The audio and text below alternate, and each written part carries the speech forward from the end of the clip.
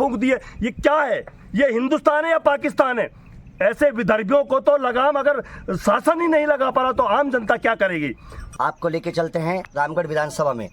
ये जुगरावर गांव में हम आपको मिलाते हैं निर्मल सूरा जी से। आप भी यहाँ से टिकट की दावेदारी कर रहे हैं भाजपा से, तो आप युवाओं के लिए और यहाँ की परेशानियों में क्या क्या मदद कर सकते हो? पहले तो मैं अपना परिचय दे दूं। हाँ जी सर। निर्मल सूरा, संभाग प्रभारी, मिशन नहीं सहेगा राजस्थान भारतीय जनता पार्टी। पूर्व में मैं टीचर था और वीआरएस लेकर के समाज सेवा और पार्टी सेवा के लिए मैं आया हूँ। रामगढ़ विधानसभा क्षेत्र को जो मैंने अपनी नौकरी यहीं इसी क्षेत्र में की है और मैंने जो महसूस किया है, यहाँ पर हिंदुओं के साथ हमेशा दुराचार होता आया है, अत्याचार होता आया है।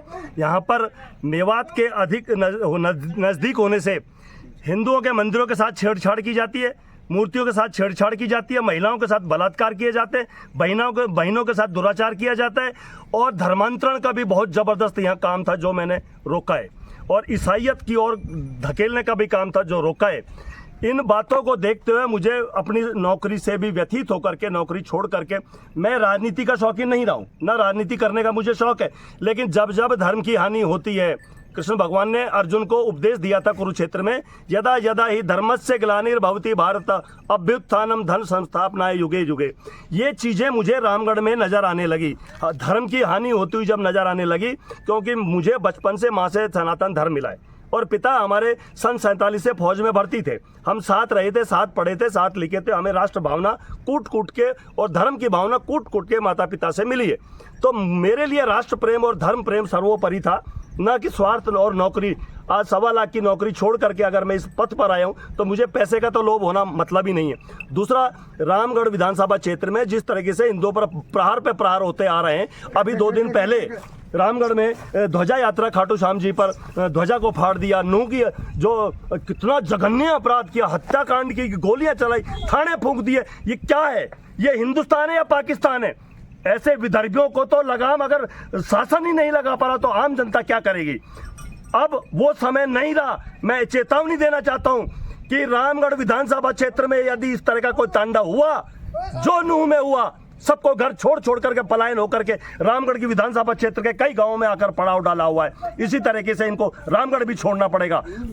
मैं आगाह कर दूं, शांति प्रिय रामगढ़ विधानसभा क्षेत्र में जिस प्रकार पहले विधायक महोदय ने कहा था टाँट फोड़ कर वोट लेंगे, ये कथन दोबारा नहीं होगा।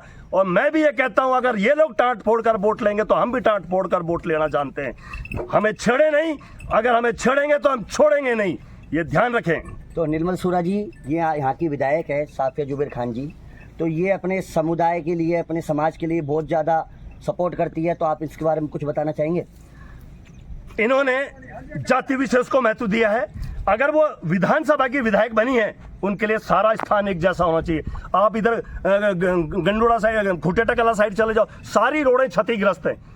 इतना गड्ढों में पानी भरा हुआ है कि आम जन तो वहां निकल ही नहीं पाता।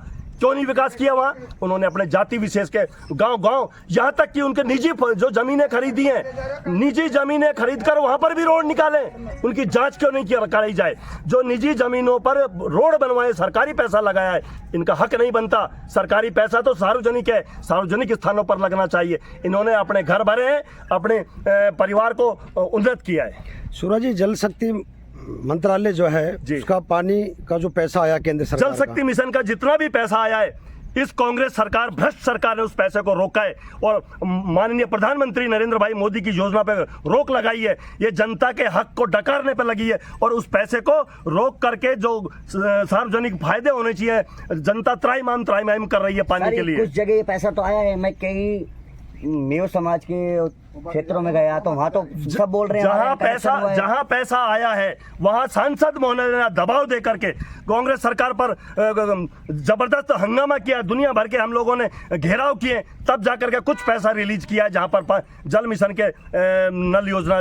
तो ये अपने समाज के लिए कार्य कर रही हैं। इन्होंने अभी आप मेवात क्षेत्र में जाइए, हिंदू सनातन धर्म के क्षेत्र में मत जाइए, वो ही कहेंगे कट्टरवाद इनके अंदर जो भरा हुआ है, वो अब आने वाले 2023 के विधानसभा चुनाव में जनता इनको अपना नक्शा दिखा देगी और इनको घर बिठाने का रास्ता लगभग पार्टी ने भी तय कर लिया है। पार्टी ने भी इनको क्रॉस लगा दिया है। सूरा जी, मैं आपसे एक छोटा सा सवाल और करना चाहूंगा। ये ऐसे भड़काऊ भाषण देती हैं, टाइट फोड़ो, तो जीतने के पश्चात इन्होंने एक छोटा सा भाषण और दिया था मीडिया को, जो अब चल भी रहा है, मैंने भी सुना है कि जो अब की बार प्रत्याशी है वो मेरे साथ पंचायत समिति में प्रधान भी रह चुके हैं, भोले हैं, शरीफ है, बोलते नहीं हैं, और जो पिछला प्रत्याशी था वो खुकार था, चिल्लाता जाता था, धारता जाता था। इसके बारे में कुछ कहोगे आप? धरती वीरों से कभी खाली नहीं होती, वीर योद्धा पैदा होते हैं और होते रहेंगे। ज्ञानदेव ओझा जी थे, वर्तमान में कौन है ये पूरा रामगढ़ की जनता जानती है और इसको जवाब देने वाले मौजूद हैं। सिर्फ इंतजार है वोटिंग के टाइम की। तो सर पार्टियां आप